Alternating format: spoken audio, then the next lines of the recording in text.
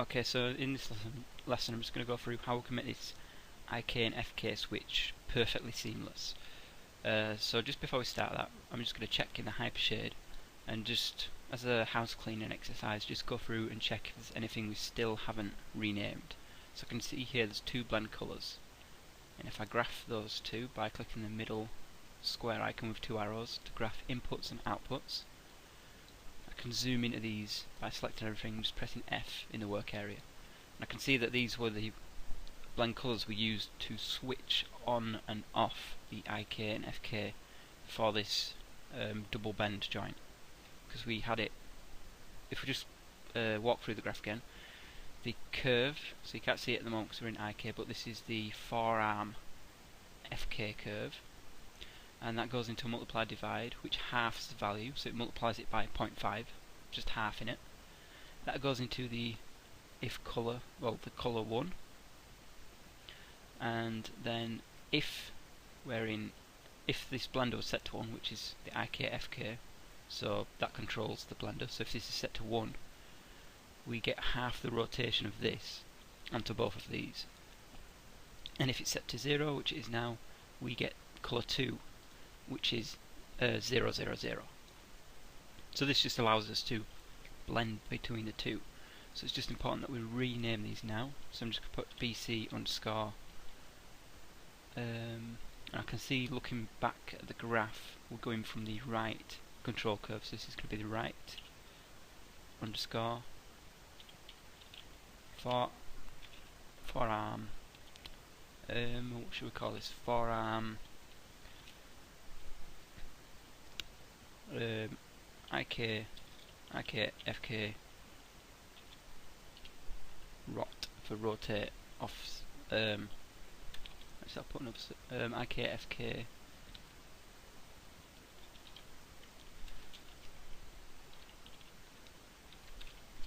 so it's blend colour, it's the right, it's the forearm IK FK rotate offset. So this is the sort of broken.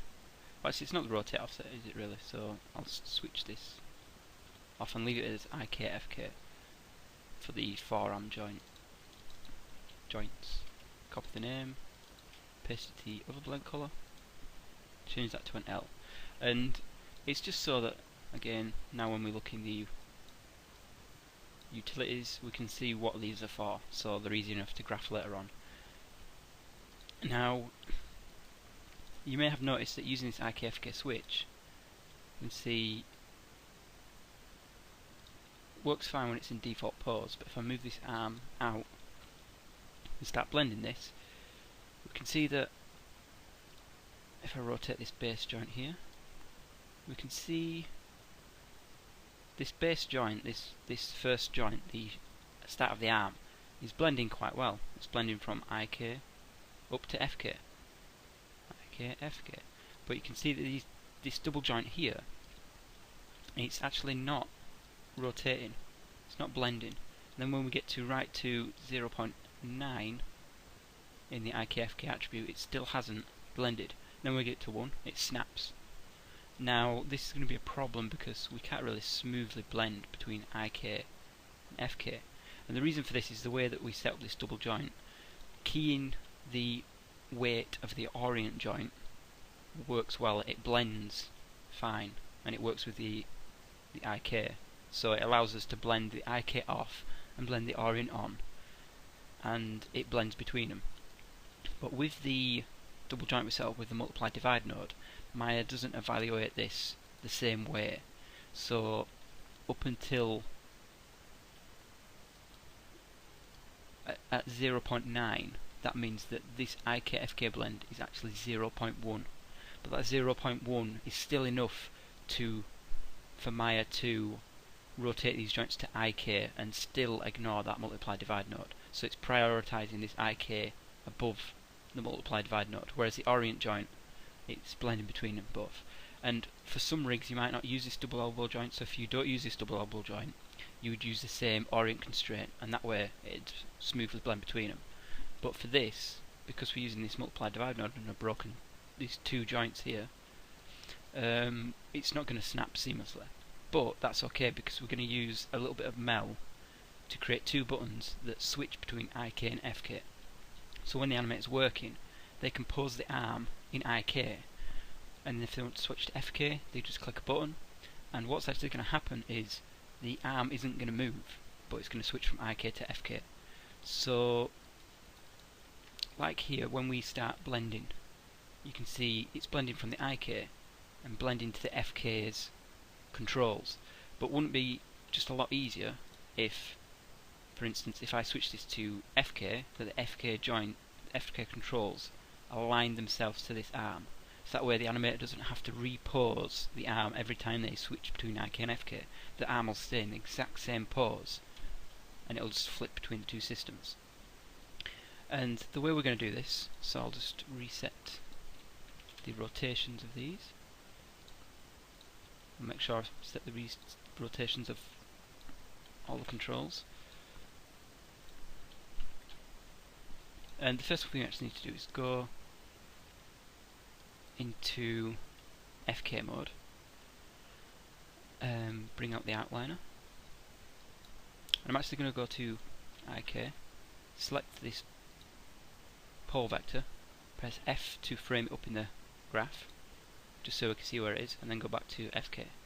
Now what we need to do is we want, as we rotate this arm in FK, I want the pole vector to follow along. That way, as we rotate this, the pole vector stays in place with the arm, and then when we go between IK and FK, because the pole vector's followed along, the pole vector won't change. The only thing that will change is this joint will get pulled back to the IK handle, and then what we can do is we can do a bit of meld, which basically moves the control and snaps it to where this joint is here. So that way, when we switch between IK and FK, the control won't move and the pole vector won't move, so the arm will be in the exact same place. So to do this, all we'll need to do, and because if I press up on the FK control, we can see we create this rotate offset, which had a lot of dodgy values in here that we made so it aligns with this bone, so the rotations align with this bone. So we don't want to just simply select the pole vector and parent it to this, because it's going to make the pole vector flip and move, or it'll give us some strange values in here. So what I actually want to do is hit Ctrl G. With the group selected still, I'm going to press Insert to toggle on its pivot, and holding V, so its pivot point, and holding V, I'm going to snap it to that joint. So that way the pole vector is going to be rotating from this joint, and then all I'm going to do is select the curve, and then control click that group, and then go to Constraint, Parent, and I'll just open the option box, and we can leave these all on, Maintain Offset off, and just hit Apply and close.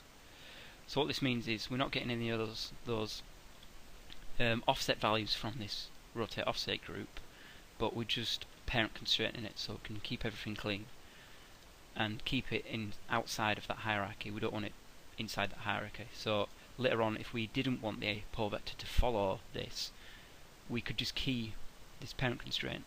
And as I said before, it's a lot more efficient, in my opinion, rigging this way, because if we parent something, we can't unparent it. We can't keyframe it being parented and unparented. If we make a parent constraint, we can. So if in any case in the animation we do want the pole vector not to follow the FK arm, we can just keyframe the weight, and then we could add this as a custom attribute to any of the controls, so it's easier for the animator to use.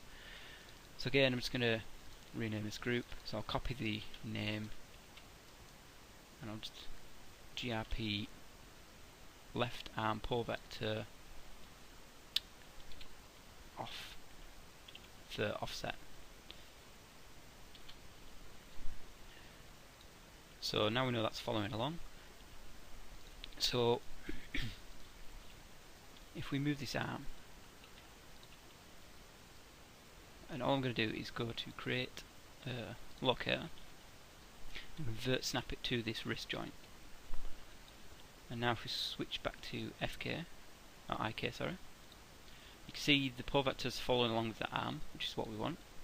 Now if I just vert snap this to the locator we made, so we made that locator on the wrist joint when it was in FK.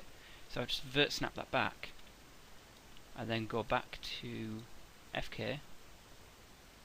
You can see all of a sudden we're in the exact same position. So this is how we're actually going to do it. We're basically, the pull vector is going to follow on with the arm, and then all we're going to do is query where this joint is. So we're going to store that in a in mel. So we'll store that in a vector, and basically that's going to be a vector of x, y, and z, the translate values.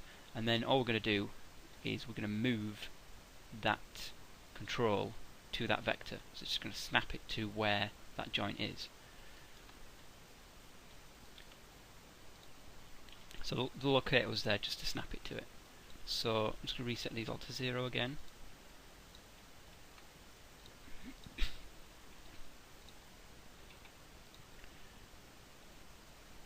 And again, I know a lot of people don't usually like mel, and it's an important tool to use, so I'll keep stressing that. But even when I started rigging, I tried to avoid mel as much as possible. So, and I know mel can be quite daunting if you're quite new to it. So all the mel that I'm using in this tutorial will be available in the link below, which will probably be Dropbox links or some other website. So if we go to Windows, General Editors, Script Editor, or we can go to the bottom right hand corner. There's this little button here right at the bottom right hand corner, and I'll just drag this across, and I'll just explain the code we're going to use in here. So all we have, and if these yellow lines here, what I'm using is just a / and a time sign, and then a time sign and a /.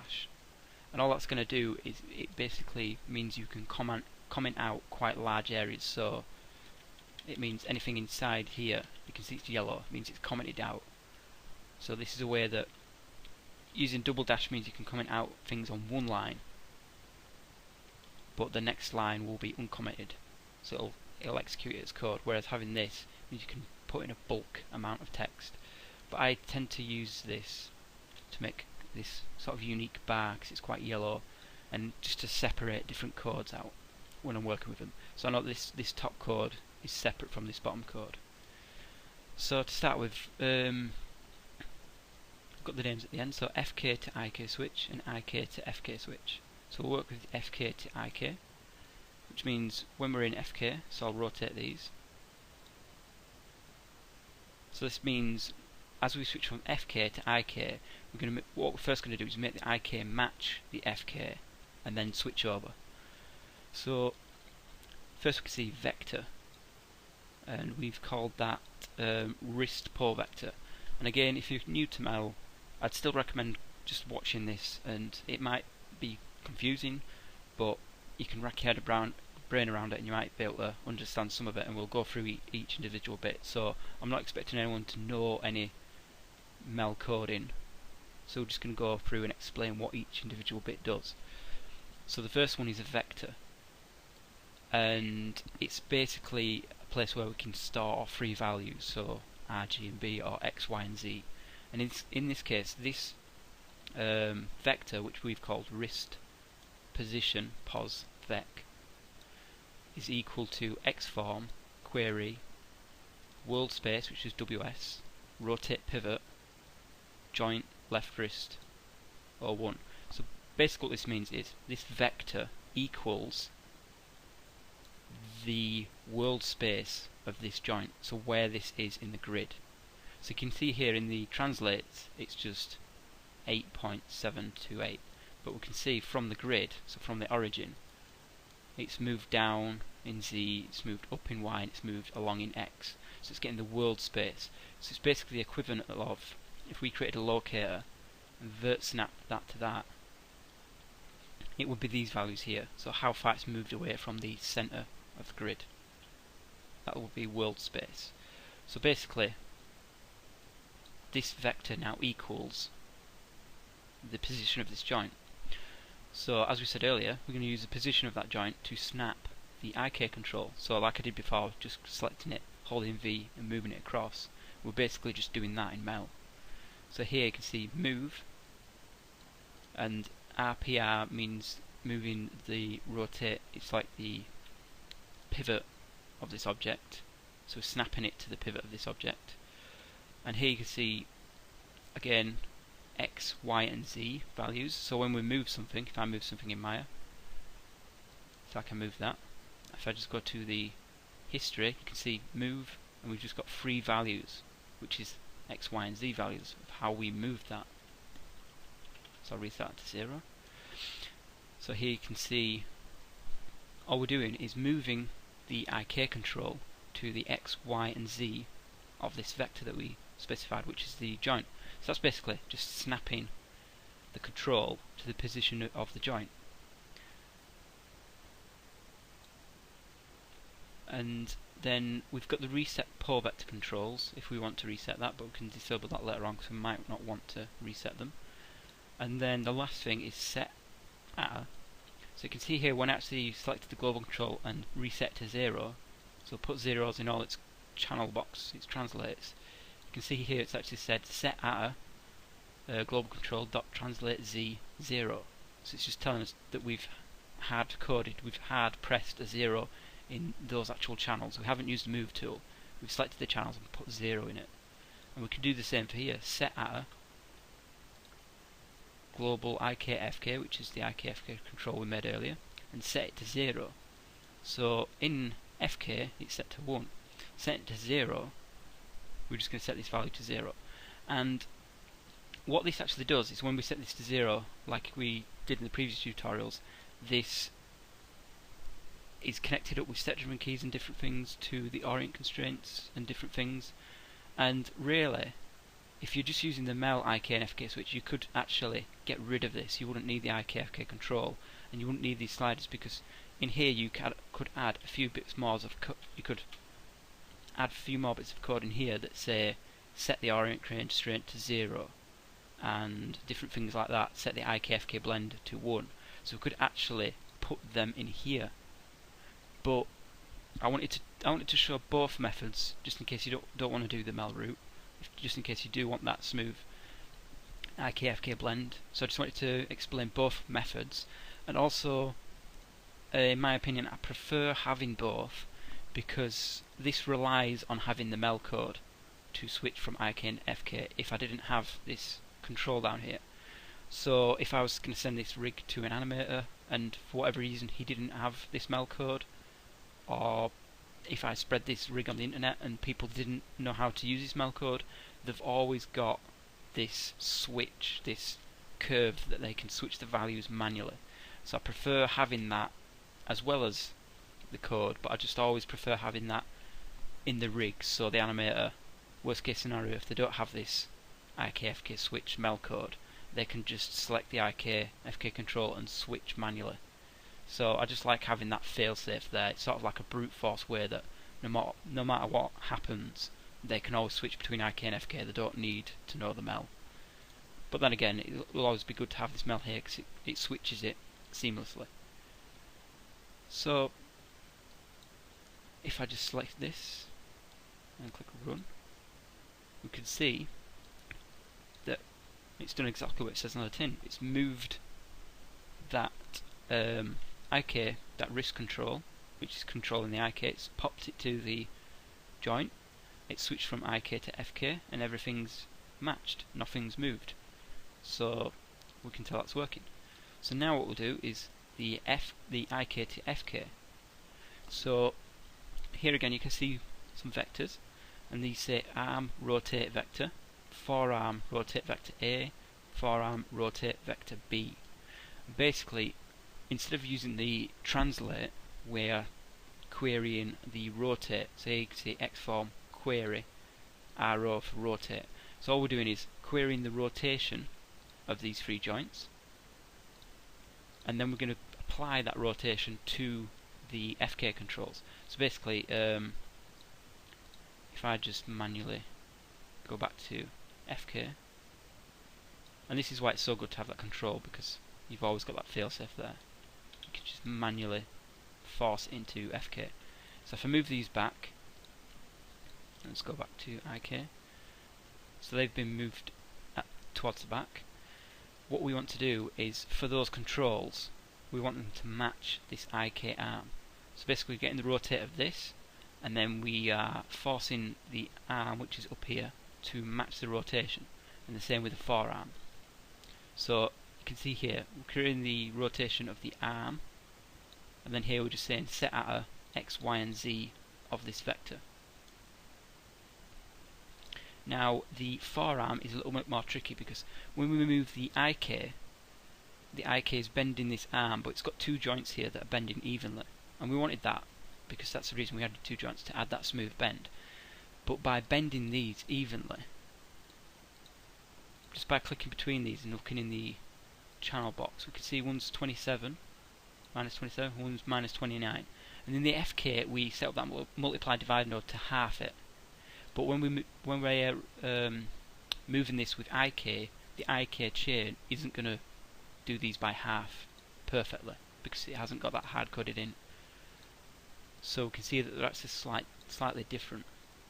So here we've taken the vectors of both of those, and instead of times them by 2, what we're actually going to do is just add them together. So here you can see set at for the forearm control equals the rotation of A plus the rotation of B. So down here you can see it's in brackets. Is the first X plus the BX. So now we're just adding those values together.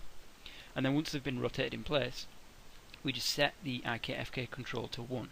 And again, if we didn't want this IK-FK control, down here we could have set IK-FK blend on the IK to 0 and things like that, and set the weight of the orient joints to 1.